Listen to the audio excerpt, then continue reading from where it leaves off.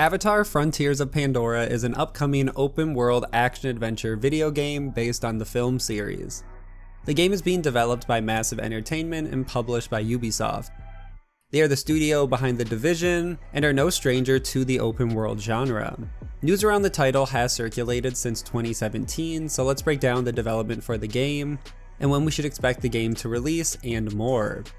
As always, all the sources will be linked in the description below, so make sure to check those out and support those original writers. And with that out of the way, let's get into everything we know about Avatar: Frontiers of Pandora.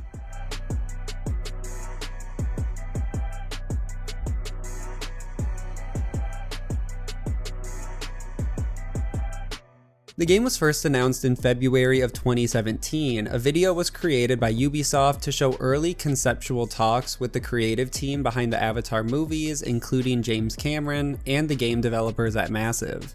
The trailer, if you can even call it that, is very lackluster. Like all Avatar properties, everything is announced too early, and is an IP that I'm sure requires a lot of back and forth with the creative team on the movies to ensure everything is in brand. The game was announced as using the Snowdrop game engine, which is the same engine that is used for both Division games. So the studio has a lot of experience with this engine and how to get the most out of it.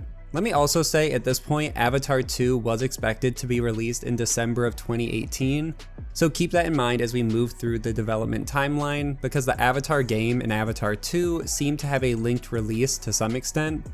Not the same day, but both will release most likely in the same year.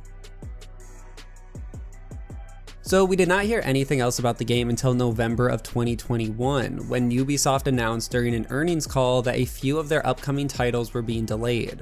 One of the titles was the Avatar game. Ubisoft announced the game would now release in their fiscal year that begins in April of 2022 and runs until March of 2023. Ubisoft announced this after Avatar 2 was delayed, and was announced it would now release in December of 2022, and Ubisoft said the reason for the delay was in response to the movie delay. This delay wasn't too surprising. No news had been released from the title since 2017, and it seemed like the team had other priorities in terms of what they needed to develop, like The Division 2, which did not launch until 2019. Ubisoft still wasn't even giving the game an official title, and it was only referred to as the Avatar game. So yes, the game was technically delayed, but it didn't really matter. Moving on, we get the first official details about the game, including the title in June of 2021 at E3. The game is titled Avatar: Frontiers of Pandora and was announced as releasing sometime in 2022 for the PlayStation 5, Xbox Series X/S, Google Stadia, and Luna.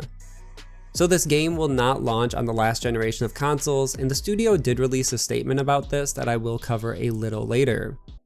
And the trailer is exactly what you'd expect. It's a high-budget cinematic trailer. It shows off a variety of locations and animals on Pandora. Then the trailer cuts to the RDA, who are still trying to take control of the moon. The trailer also includes a few first-person camera shots to remind you that the game will be first-person instead of Massive's usual third-person perspective. If what we see in the trailer will be reflective of the actual game, hopefully we will get some flight mechanics, but we will just have to wait and see.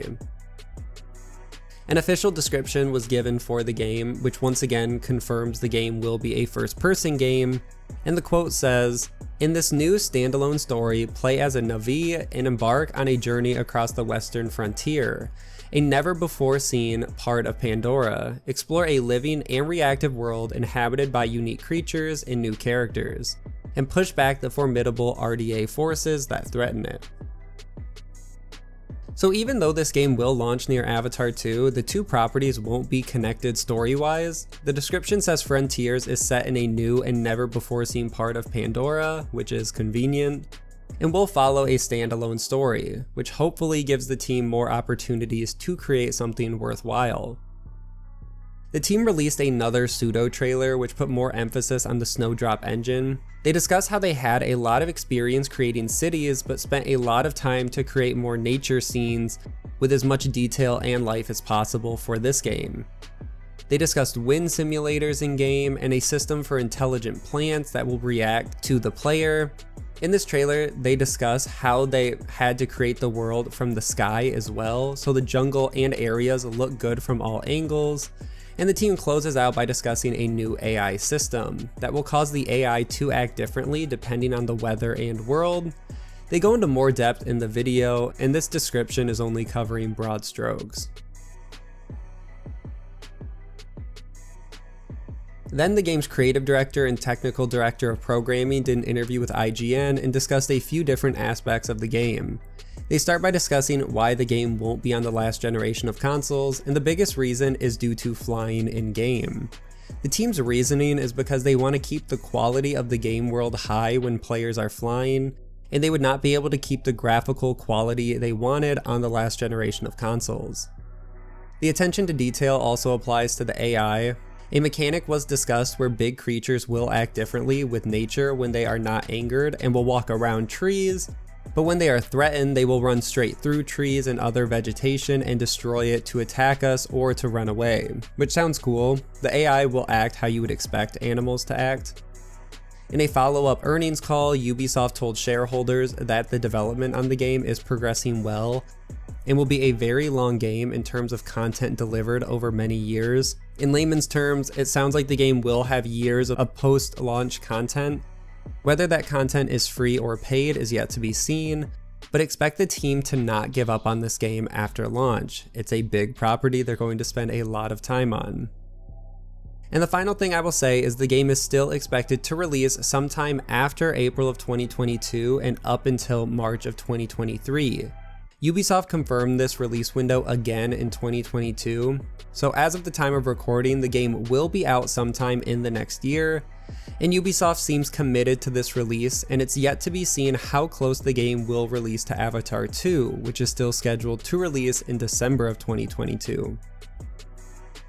Overall, not too much is known about this title. The release is coming up very quickly and we still haven't seen gameplay.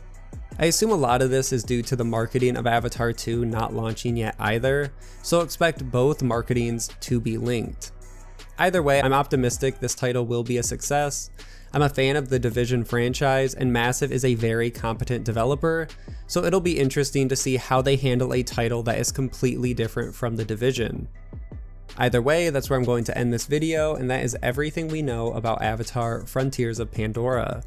Make sure to like and share, subscribe for weekly gaming news, and I will see you guys in the next one.